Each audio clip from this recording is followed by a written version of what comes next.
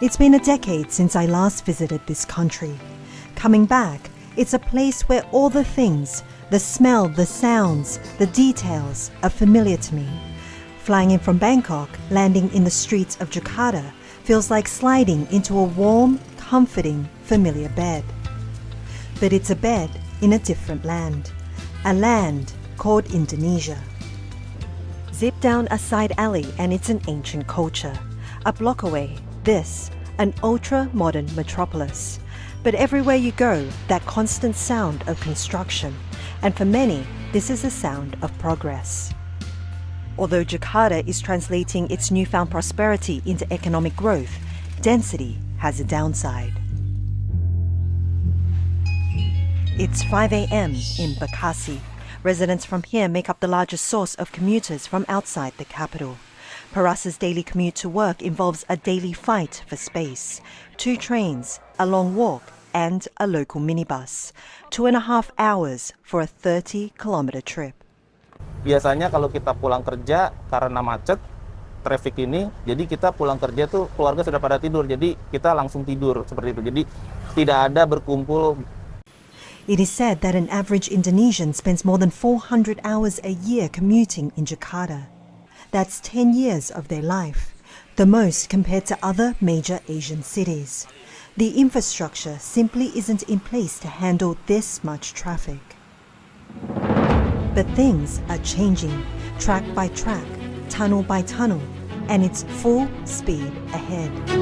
One of the biggest investment projects in the country is a high-speed railway. Indonesia's first high-speed railway project, which is being built by China, has finally started to make tracks.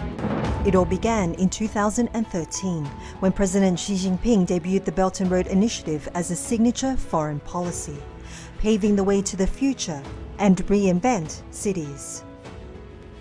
中国愿同东盟国家加强海上合作，使用好中国政府设立的中国东盟海上合作基金，发展好海洋合作伙伴关系，共同建设21世纪海上丝绸之路。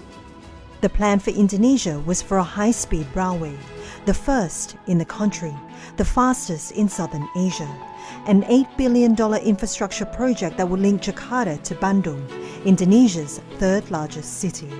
And what you see here is more than just a railway. A railway serves as an economic circulatory system in any given economy. The mobility with the vehicle can shift to the mass transportation. It means that the existence of this high-speed train will be able to facilitate the mobility and connectivity itself, but also to become a competitive advantage for our country to compete with other countries. Given the brutal magnitude of the capital and technological outlays required for entry into the rail market, this industry is neither for the faint of heart nor those limited in ambition. But this consortium of Indonesian and Chinese companies building this railroad is prepared to get the job done. A really win-win cooperation on the way to the prosperity together. You know, the high-speed railway is an advanced infrastructure, and it relates to the transfer of the technology and knowledge. So it will promote the level of the public service or the transportation for Indonesia side. More than 85% of workers here are Indonesian. This project alone is expected to offer as many as 30,000 jobs to local workers. 4 stations, 13 tunnels, and this is the last one. The high-speed railway operation will start middle of 2023. I have that confidence. Right now, the road from Jakarta to Bandung weaves through the edges of forests, where constant traffic means a 150-kilometer trip can take more than 4 hours. But very soon, that same trip will take less than 40 minutes, and cities connected to this network will likely explode. Cities such as Bandung, a city of culture and history, some of the most significant moments in history. These walls tell a story. 67 years ago, during the height of the Cold War, 29 nations gathered here in Bandung and laid the foundation for a non-aligned movement. They walked, joined hands, determined to carve their own future. What they achieved defines the shape of the world today, immortalized in what is known as the Bandung spirit, which was inherited and developed by the 5 principles for peaceful coexistence proposed by China. The historical walks depicting that we are all together, working together as nations of the world, fighting for independence, fighting for their sovereignty, and also the international cooperation. In 2015, the Bandung spirit was revitalized. Together, they followed those same footsteps that their predecessors took half a century before. 1955年，中国和印尼两国同其他亚非国家携手合作，在万隆会议上共同倡导了以和平共处、求同存异为核心的万隆精神。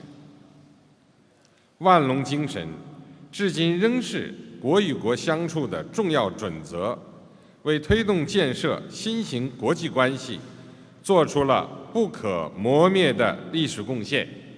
And for Indonesia, it's in its cooperation with China to lift millions of its citizens out of poverty. Because through all the prosperity, money, growth, high rises, there's still this side of Indonesia. This is the other side. The side where more than 20 million inhabitants across more than 3,000 slums live among the tangled sheets of corrugated iron, the mountains of trash. Bulldoze them, relocate them to the outskirts of the city, and they will inevitably sprout up again, feeding the very same problems that Indonesia is trying to escape. We travel to Central Java, where cities are adopting new approaches, new strategies. They must be doing something right. Central Java has managed to reduce around 57% of total slum areas since 2014.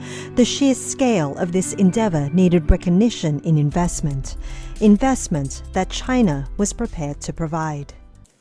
中国愿同有关各方一道推进“一带一路”建设，共同建设好亚洲基础设施投资银行，发挥好 The National Slum Upgrading Program, the first joint co-financing between China-backed AIIB and the World Bank, that would benefit more than 9.7 million urban poor across the country. For almost 20 years, Sumini, her husband and her grandchild have lived here in this one-room home. Inside, cramped, stuffy, a simple curtain affording their only privacy. But today marks a new beginning. The tough living conditions she once endured, now replaced with a sleek, freshly painted new build. Bersyukurlah kita dikasih rumah ini, kita lagi dapat bekerja lagi, sini luas sekali. Di sana sini kecil, tidak bisa di... Dulu kotor, kumuh, sering banjir, kadang-kadang sakit, tidak karuan lah, kumuh sekali. About 80 kilometers south in Yogyakarta, it is hard to believe that this was once a slum, once a labyrinth of pathways that twisted through the chaotic landscape. The paths have now been widened, welcoming tourists to explore the nooks and crannies that now resemble parks, which in turn feeds their local economy. Muncul di sini, kemudian sekarang pada dilirik, dilihat, dijadikan studi banding, dan dari Kementerian PU sendiri itu menjadi role model nasional. No longer a place of degradation and hard times. No longer a poverty trap, but a waiting room to enter a better life. With the help of World Bank and AIIB, Indonesian government is aimed to be slum-free in 2030. They have a lot of technical assistance how to effectively alleviate the slum. Because behind the bridges, the ballparks, the beautiful buildings, is a kind of soul, a population that is seeing tangible benefits from the cooperation of two nations whose relationship have stood the test of time. And after more than 70 years of diplomatic ties, China and Indonesia are forging ahead, riding the train to prosperity.